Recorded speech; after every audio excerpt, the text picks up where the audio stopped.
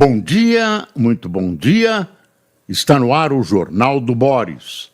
O Jornal do Boris é um sobrevoo pelos principais acontecimentos do Brasil e do mundo a partir das primeiras páginas dos jornais. Hoje, tudo indica, será um dia histórico. Mais uma ação do presidente Trump dos Estados Unidos, que promete revelar hoje quais são os planos americanos para taxação de produtos importados. Não se sabe exatamente como será essa taxação.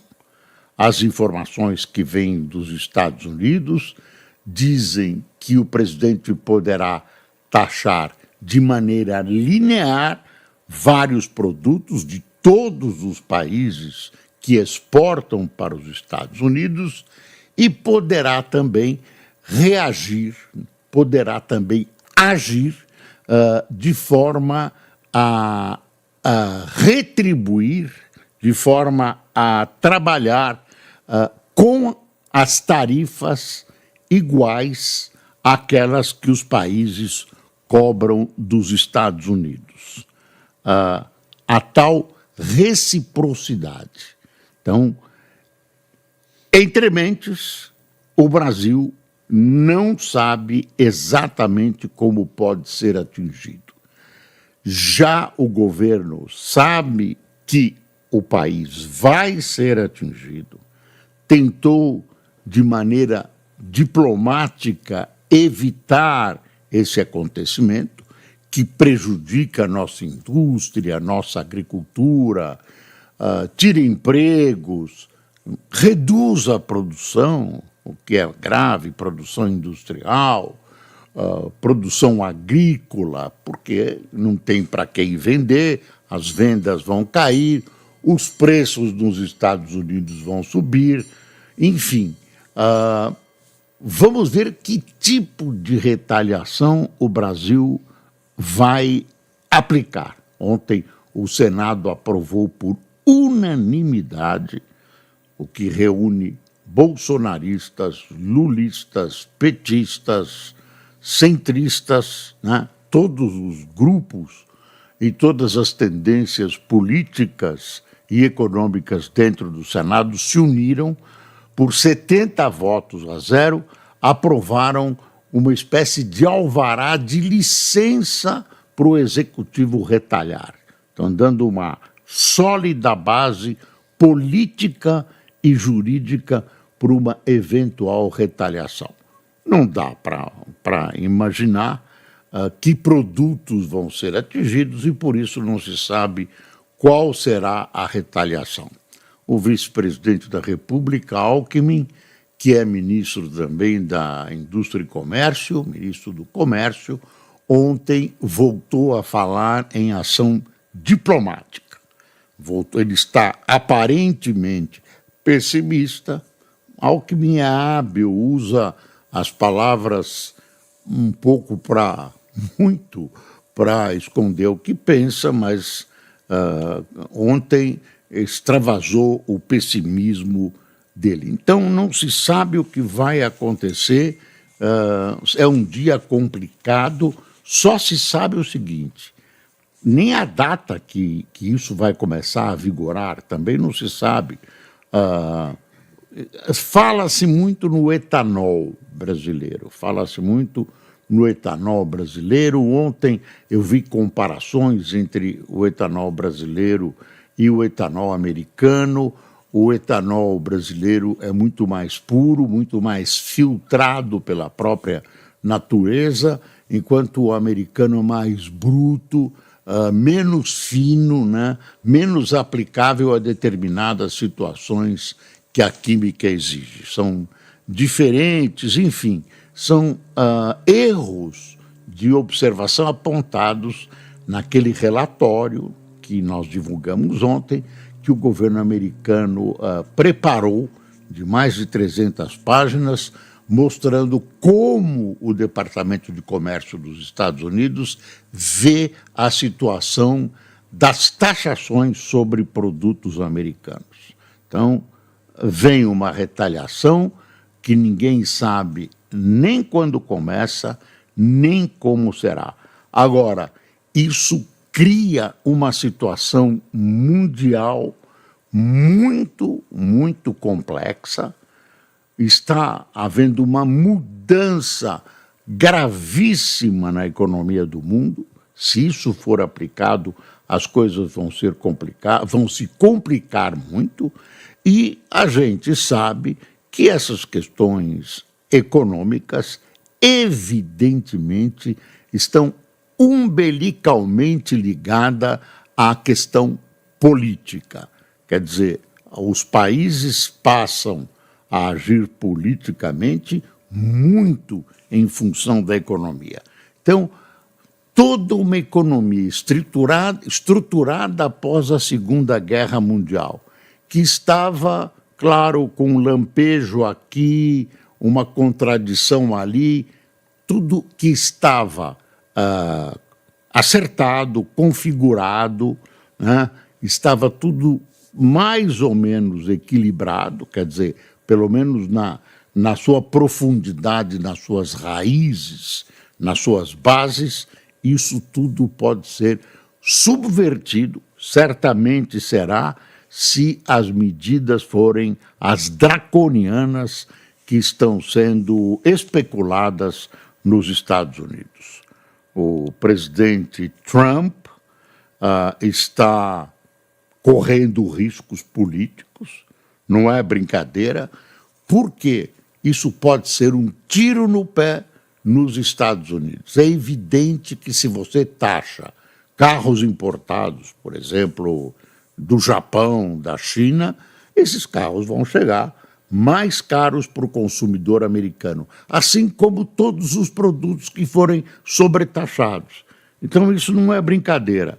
Tem a inflação americana, quer dizer, tem uma situação interna nos Estados Unidos que também é grave, que também se mexem nos nervos dessa situação. Como ele está mexendo nos nervos mais sensíveis da economia mundial, fora outras iniciativas dele truculentas, que colocam para muitos em xeque as bases da economia americana. Isso vai, eu quero a Groenlândia, eu quero de volta o canal do Panamá, enfim, eu quero um terceiro mandato, vai e volta, enfim. Trump tem sido um fator de gravíssima instabilidade mundial. Isso, Deus o livre, pode chegar às vias de fato. Vias de fato que eu estou falando são guerras regionais ou uma guerra que envolva grande parte dos países do mundo ou os países mais importantes. Vamos para as manchetes.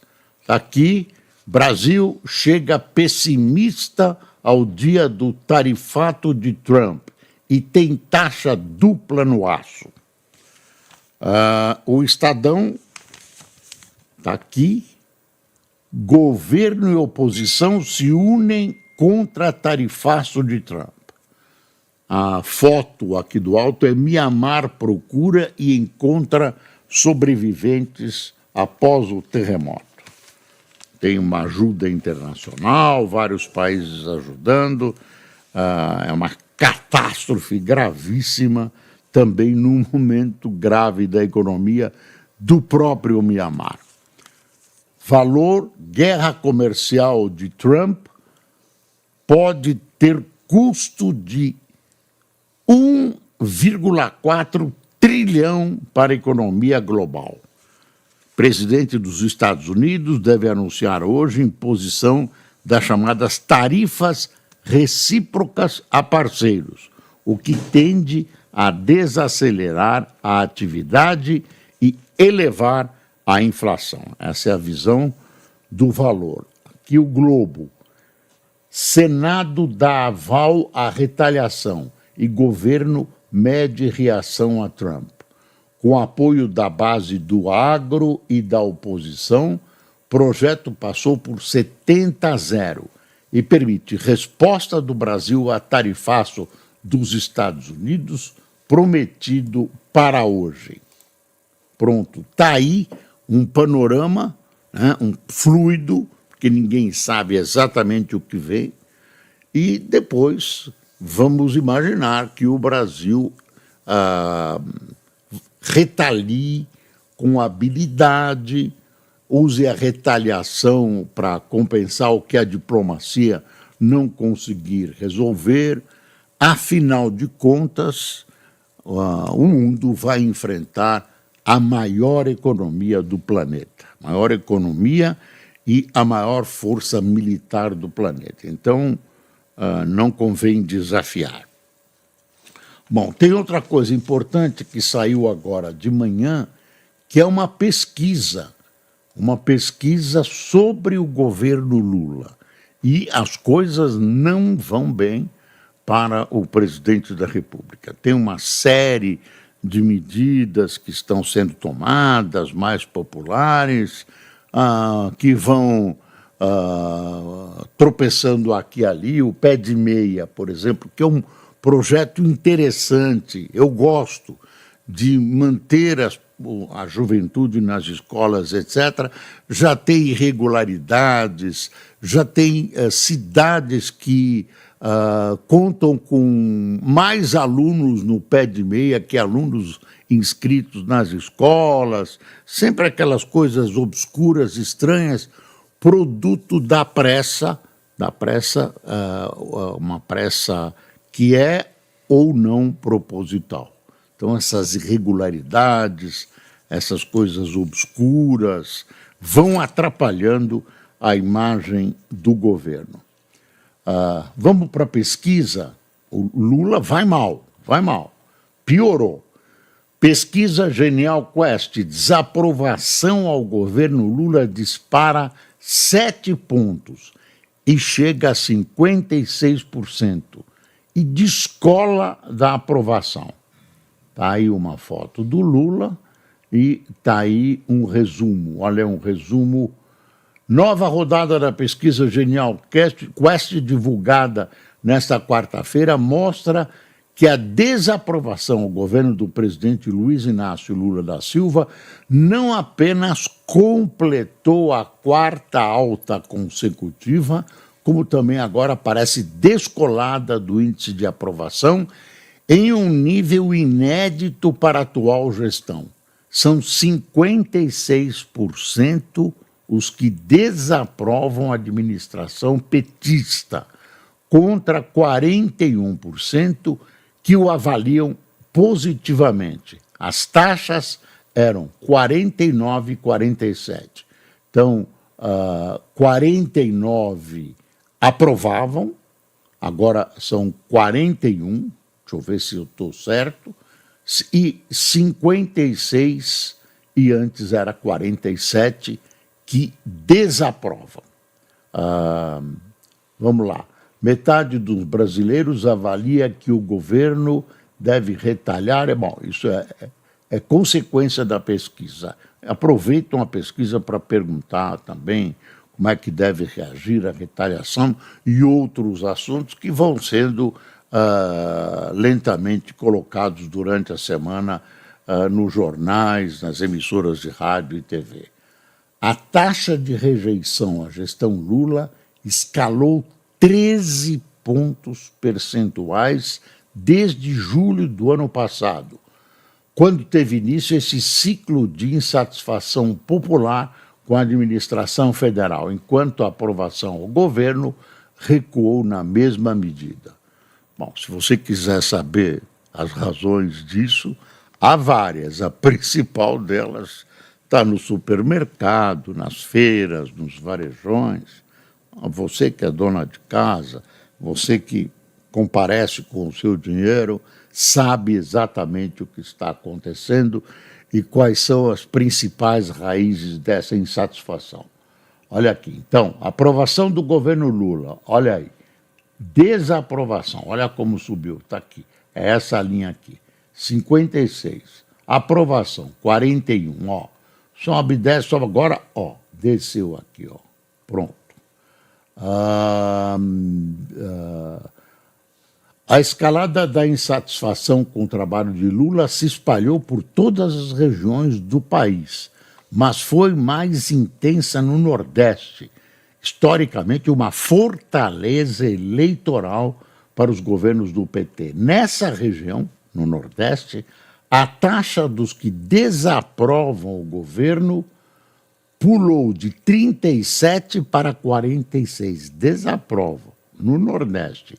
Isso em 2 meses, enquanto o percentual de aprovação recuou, a aprovação, de 59 para 52. No Sudeste, região mais populosa do país, são 60% os insatisfeitos contra 37% que aprovam a gestão petista. Aí tem outras, ó, por exemplo, jovens, 64% no grupo dos que têm 16 a 34 anos. Desaprovação, hein? Desaprovação de 64%. Entre os eleitores com ensino superior incompleto, também 64% de desaprovação. E junto a pessoas de renda familiar considerada média baixa, 61%. Os resultados, aí o comentário, corroboram o cenário de deterioração da imagem do governo federal, que vinha sendo apontado já há alguns meses por diversos institutos de pesquisa, como a própria Quest, o Ipsos, IPEC e o Datafolha. Também indicam que as tentativas de ajuste de rota promovidas por Lula não surtiram efeito na opinião popular até agora. De janeiro para cá, o presidente substituiu Paulo Pimenta por Sidônio Palmeira na Secretaria de Comunicação da Presidência, a SECOM, cobrou ministros, ampliou espaço em sua agenda para viagens para o país e anunciou medidas, como crédito consignado para trabalhadores em regime CLT e a isenção do imposto de renda para quem recebe até R$5.000. A troca na SECOM, inclusive, foi pouco sentida pela população. A pesquisa Genial Quest mostra que 44% acham que a comunicação do governo Lula está igual desde a posse de Sidônio Palmeira, enquanto 19% veem melhora e 21% piora. Outros 16% não souberam opinar. A pesquisa ainda tem muitos pontos interessantes, né? Muitos pontos. Ó, por exemplo, o governo Lula está melhor ou pior que o governo Bolsonaro? Pior 43, melhor 39. Isso que está doendo no Planalto. Melhor 39, pior 43. Comparação com o Bolsonaro realmente deve doer muito no PT, porque o PT se acha, né? Se acha, fora de nós não há salvação. Nós somos o caminho, nós somos a luz. No Brasil, entre aspas, pode existir, não existe ser humano mais honesto que eu. Essa é uma das máximas do presidente Lula, que continua saindo por aí e falando as suas bobagens, né? Suas bobagens. Banco Master tem 12,4 bi para saldar com CDBs deste ano. Então é uma operação estranha, um banco estatal de Brasília comprando um banco chamado Master, cuja situação é nebulosa. Então, isso lembra ações governamentais que compram bancos que estão em situação. Banco Pan-Americano, por exemplo, que era do Silvio Santos. De repente aparece alguém que compra, e nesse caso foi um banco estatal. Ninguém sabe se isso vai ser aprovado pelas autoridades monetárias, pelo Banco Central. Tem aqui um editorial do Estadão. A avaliação da compra de parte do Banco Master pelo BRB, Banco Estatal de Brasília, exigirá transparência absoluta das autoridades, pois há muitas questões nebulosas nesse caso. Eu estou girando aqui o Estadão. Dino manda estados e municípios prestarem contas sobre emendas PIX. As passadas. Decisão se aplica. Veja só quantas ações exige ainda explicação.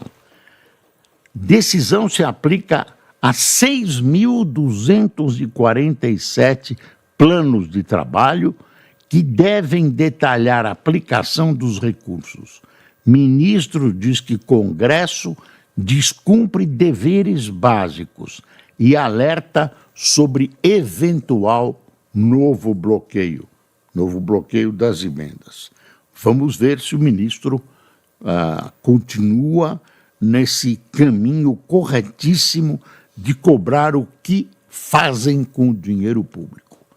A gente conhece muitas histórias e não é por isso nem por outra razão. É que dinheiro público precisa ter a clareza do sol, precisa ser iluminado o máximo possível e as contas devem ser corretíssimas e públicas, exibidas publicamente em relatórios, em exposições que sejam possíveis de serem entendidas. Sem avanço da anistia, PL usa obstrução para pressionar Mota. Tática de deputados da sigla de Bolsonaro afeta o trabalho da CCJ. Presidente da Câmara pede ações sem mesquinhez. Parece que ontem não deu muito certo essa questão da obstrução. Agora tem uma questão de interesse nacional, que é essa coisa de retaliação que o Senado aprovou por unanimidade, que tem que passar pela Câmara, e aí não pode obstruir uma questão gravíssima, né? Recomendo que os senhores deputados revejam isso e, num caso desse que envolve o futuro do país, se unam, né, e resolvam da melhor maneira possível. E o Senado é um exemplo disso. Olha, governo e oposição se unem no Senado para projeto contra tarifaço de Trump. Alckmin elogia PL da reciprocidade, mas diz que caminha ao diálogo. Isso eu já contei para você, mas está aqui no Estadão. Em negociação com o BRB, Master tem 12,4 bi a saldar em CDBs ao ano. É dinheiro para burro. Será que isso afeta o banco? É uma história nebulosa. Tem que saber exatamente o que está acontecendo e, se possível, se for o caso, evitar esse negócio. Antigamente tinha uma coisa, não sei, não é isso. Ia falar negociata, mas negociata é uma coisa... Enfim. Delegacia de Pinheiros lidera registros de roubos em 2025. E naquela região de Pinheiros, que é uma região boa, classe média alta, nichos de elite, né, econômica, tem uma violência incrível. Ontem, um arquiteto que tentou interferir em alguém que estava sendo assaltado, levou um tiro e foi assassinado. Tem uma outra história aqui, é uma grande fofoca, né? Paraguai convoca embaixador do Brasil após caso de espionagem. O Brasil, na era Bolsonaro, no final da era Bolsonaro, botou seus espiões para farejar o que o Paraguai estava imaginando sobre um novo tratado de Itaipu. Isso para o Brasil se situar nas questões que envolviam esse novo contrato. Aí teve um depoimento de um membro da ABIN e ele acabou contando essa história. Oficialmente, está registrado, documentado, né, num depoimento dele, enfim. Aí isso veio a público e o Paraguai estranhou. Parênteses, esse tipo de ação é comum. Quem está dizendo isso foi quem já esteve no governo e também foi editor-chefe da Folha de São Paulo. Claro que é difícil de comprovar, mas todos os países, quando podem, espionam por defesa de seus interesses. Mas ninguém costuma contar. Mas aí o Brasil espionou, o Paraguai soube disso e precisa reagir. O Paraguai não quer ter problemas com o Brasil. O Paraguai tem uma grande dependência do Brasil. Tem negócios conjuntos, etc., etc. Não vale a pena brigar. Então, mas tem uma satisfação a dar para suas populações. Aí o que o Paraguai faz? Chama o embaixador para explicações o que é uma manifestação de desagrado e tal. Não vai acontecer nada, é um fato passado e, enfim, vai continuar a espionagem. Não tenha dúvidas. Deixa eu ver que mais que a gente... Banco Moraes usa voo da FAB um dia antes de ver o Corinthians. Torcedor do Corinthians, o ministro Alexandre de Moraes, do STF, viajou de Brasília a São Paulo em voo da FAB um dia antes de ir à final do Campeonato Paulista. A viagem foi solicitada por razões de segurança. O STF não comentou. Será que essa figura impoluta e honesta do nosso querido ministro iria cometer um ato de irregularidade, como voar num aviãozinho da FAB só para assistir o jogo do Corinthians? Bom, mais uma coisa, tem um editorial da Folha: processo da Americanas deve dar o sinal ao mercado. 13 ex-executivos e ex-funcionários são denunciados pela fraude gigantesca que abalou a Bolsa em 2023. Investigação rigorosa, julgamento criterioso e punição aos responsáveis precisam ter efeito de dissuasão. Sim! Quantas vezes eu já ouvi isso? Meu Deus do céu, meu Deus do céu. Bom, tem muita coisa que está faltando, estamos chegando. Fux incomoda o STF ao se descolar de Moraes após 500 casos do 8 por 1. Lembra? No caso da Débora, o Fux mudou de posição, e balançou. É bom que apareça um ministro que mude de posição. Dizem que ele farejou no bom sentido, viu, ministro? A revolta popular de vários setores políticos, religiosos, com o caso da cabeleireira Débora. Um monte de ladrão de alto coturno, solto, ladras também, né? Vivendo um dia maravilhoso, e uma senhora cabeleireira condenada a 14 anos de prisão porque escreveu com um batom, perdeu uma, né, um negócio desse, numa estalta. Estalta é bom. Quem tomou cafezinho conosco? Tá caro o café e o ovo. O ovo. Agora é o ovo de Páscoa, um mais caro que o outro. Quem tomou café? Irene Ribeiro, Fátima Dias, Zaqueu Silva, Eloy Storck, Tânia Ecker, Marli Andrade, Deusdete Araújo, Graça Dupin, Roque Salles, Jurema Clotilde, Zeni Rocha, Renato Razado, Neuzeli ou Neuzeli Romão, Guilherme Silveira, José Francisco de Uberlândia, Flávio de Marco de Cascavel, Benjamin Plavnik, de Botafogo, no Rio de Janeiro. Você colocou Botafogo como cidade, parabéns, hein? Ele é torcedor do Botafogo. Márcio Nascimento, de João Pessoa. Pessoal, vamos ver hoje à tarde. Está todo mundo aceso, esperando. Amanhã a gente vai comentar. Espero que o Brasil se saia de mais essa enrascada. E, lembre-se, é preciso passar o Brasil a limpo. Bom dia.